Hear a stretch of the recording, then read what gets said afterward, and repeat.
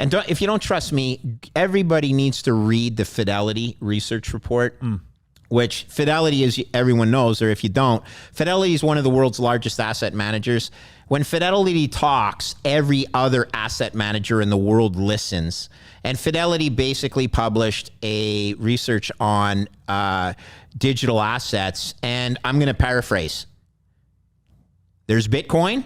Now, this is Fidelity, me paraphrasing Fidelity. There's Bitcoin and then there's shitcoins. Okay. Like you don't have to read between the lines. That's basically what they said. There's Bitcoin and there's all others. Yeah. And this is Fidelity. This is someone who, trust me, when you're out there as an asset manager, where I spent my career, if Fidelity, which is one of the biggest, is offering digital assets and as a view on digital assets that are going to help grow the ecosystem, and you're out there preaching, oh, no, we don't have to worry about it, you're going to be out of business, because the client that comes to Fidelity because they offer a diversified suite of bonds, equities, and now digital assets, if you don't offer that silo, you're losing your client to Fidelity. It's just the way it works.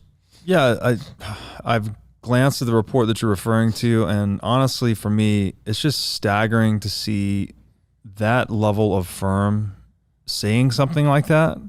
As a Bitcoiner, you know, you've been around for a few years, because 3-4 years ago, this was absolutely, so the beautiful it was thing, anathema to talk about Bitcoin at that level. So if I could use a bit of my experience, again, I got my start as a junk bond trader.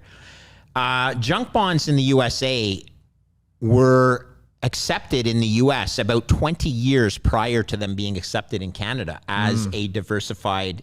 Right. Yeah. And so I will tell you this. I grew up in Canada pitching an asset class that started being, we don't need it, junk bonds, they're too risky. Right. And, you know, just to take it to an extreme, well, sir, you already own all the equity of the same company.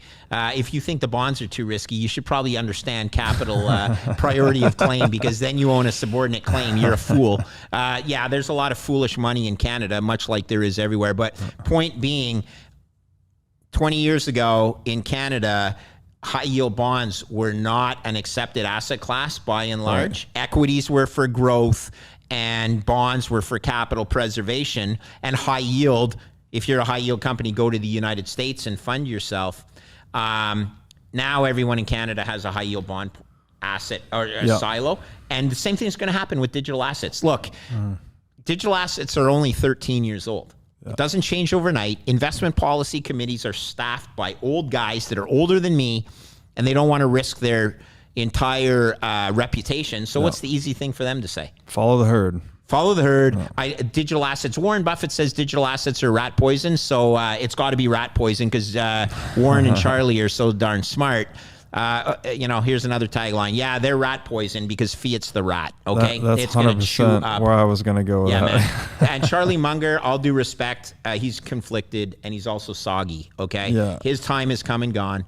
94 years old. I would not be running to him to get investment advice on technology. Okay, they've missed every major tech play in the past decade. I mean, I think they just bought Amazon less than 2 years ago. Yeah, now they're big into Alibaba, because, you know, Charlie loves the Chinese, and that position's sort of carved him a new arsehole.